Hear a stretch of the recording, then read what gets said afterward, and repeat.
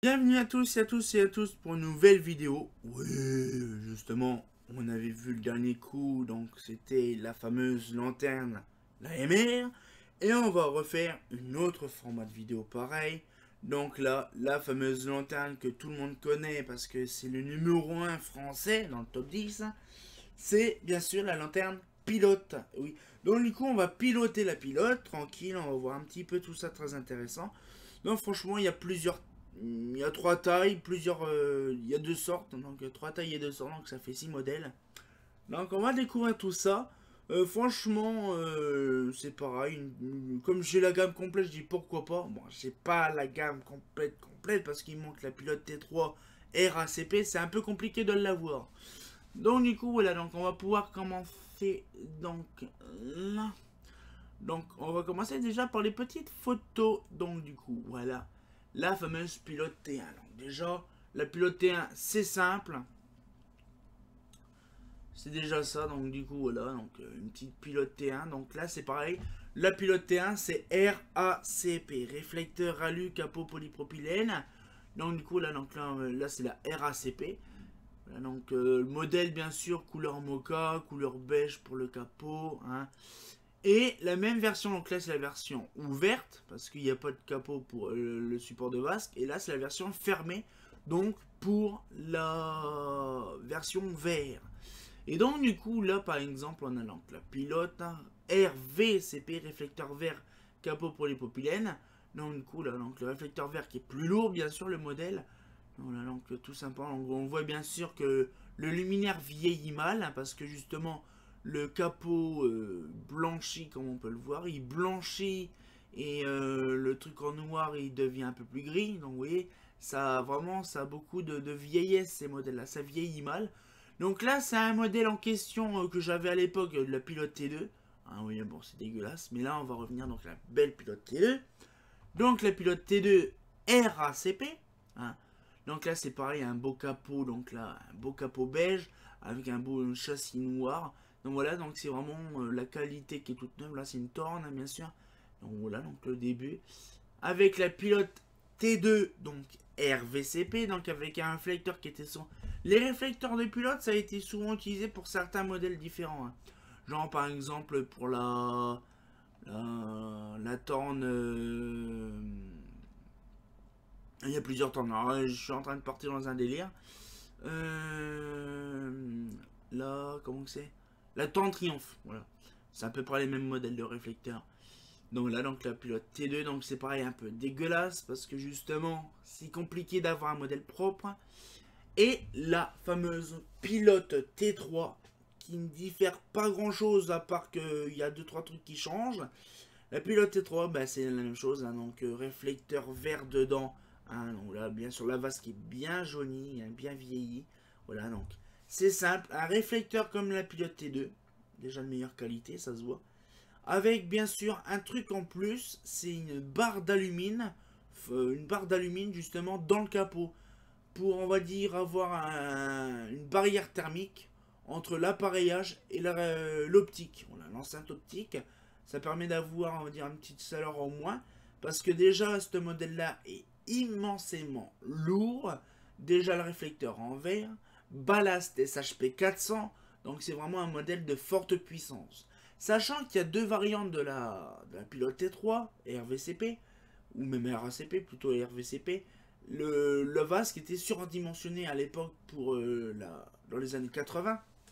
Donc du coup là ça c'est vraiment des beaux modèles. Ça a été quand même vendu sur une bonne paire d'années, sur une grande période. Et donc du coup là ce qu'il fait c'est que c'est vraiment de bonne qualité. Bon bien sûr la vasque c'est du polycarbonate donc ça jaunit facilement. À part certains comme là c'est du métacrylate donc ça vieillit bien. Mais là par contre celle-là polycarbonate il faut arrêter hein, surtout chez Torn. Voilà, là, du coup, là, ce qu'il fait, c'est que c'est vraiment des beaux modèles. Ça peut être bien le métacrylate parce que c'est. On va dire, le métacrylate et le polycarbonate, c'est suivant.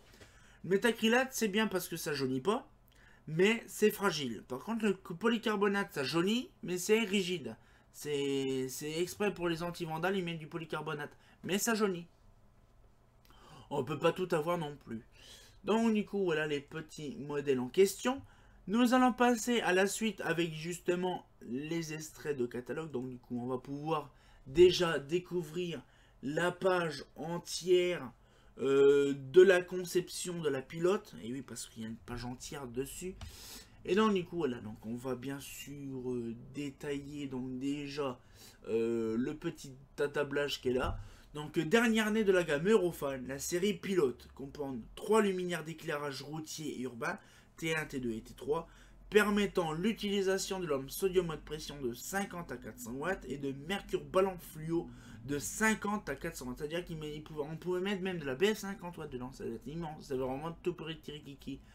Le luminaire, donc la fixation adaptable, top avec inclinaison de 20 degrés ou latérale, ouvert ou fermé, avec vasque métacrylate ou polycarbonate, les lanternes pilotes bénéficient des derniers perfectionnements à tous les niveaux.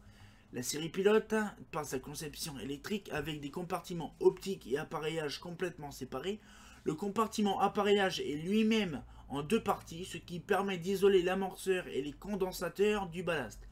D'autres dispositions de constructives autorisent un fonctionnement dans une ambiance thermique supérieure à la normale.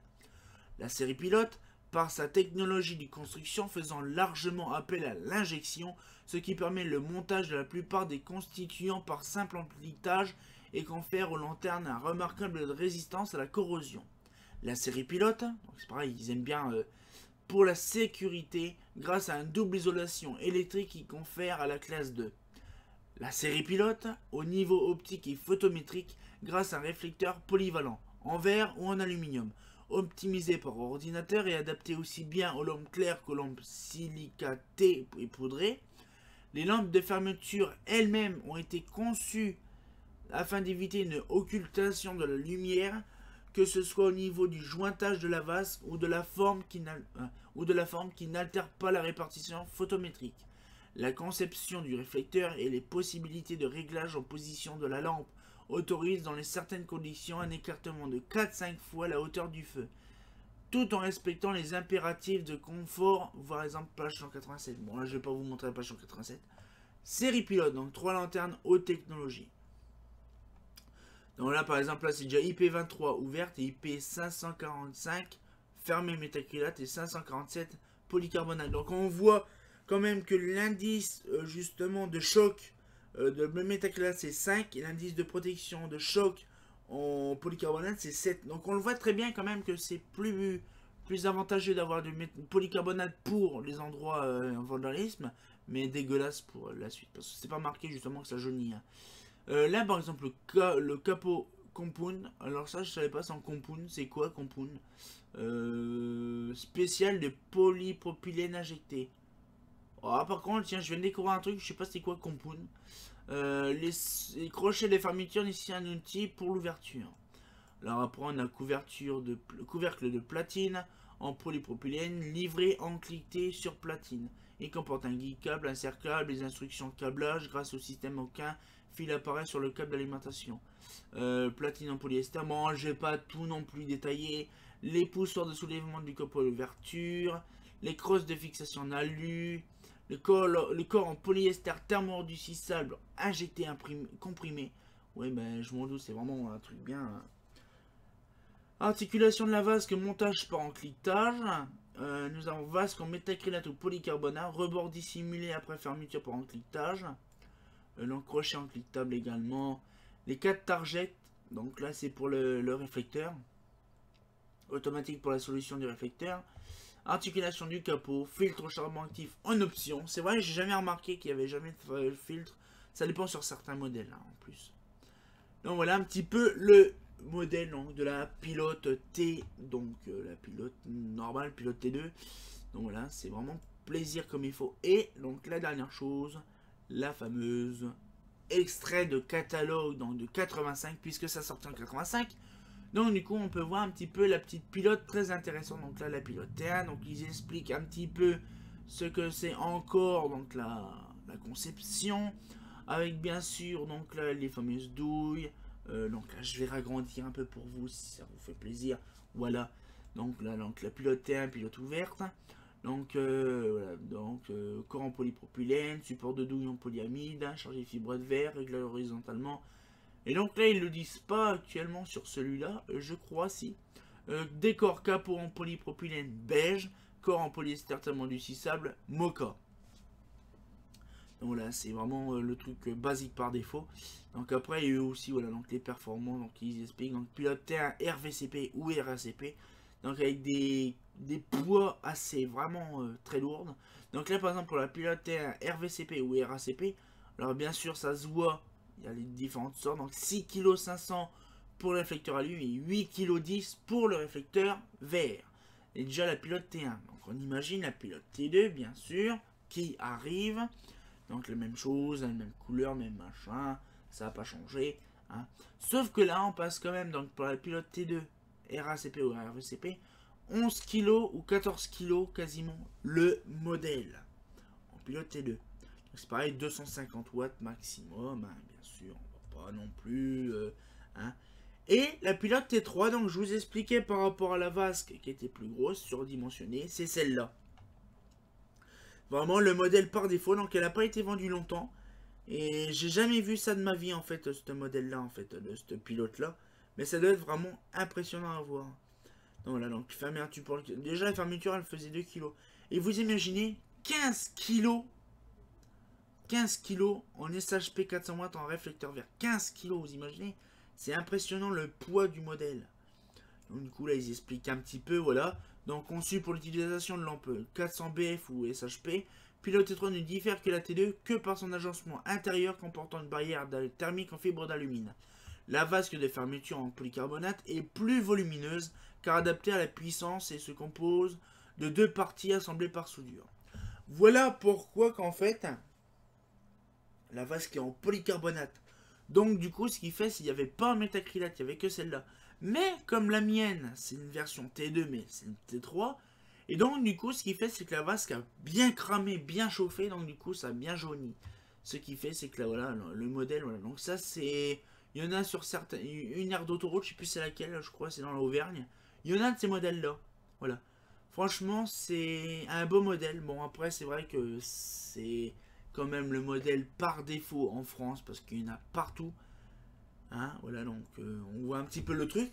C'est vrai quand même, c'est vraiment pas mal ce modèle-là, j'apprécie beaucoup. J'en ai vu quand j'étais gamin bon, en colonie quand j'allais en Savoie. Il y a ça, la pilote et la Z. Il n'y a que ça là-bas dans la Savoie. Et donc du coup, là, c'est un beau modèle, j'apprécie beaucoup, j'en ai pas mal. Hein. J'ai toutes les tailles sauf le réflecteur alu. Le réflecteur alu, c'est un peu compliqué parce que c'est un modèle qui a quasiment pas existé en France. Simplement en Angleterre. Peut-être qu'un jour j'aurai l'occasion d'en récupérer une, mais pourquoi pas, il faudra voir. Hein.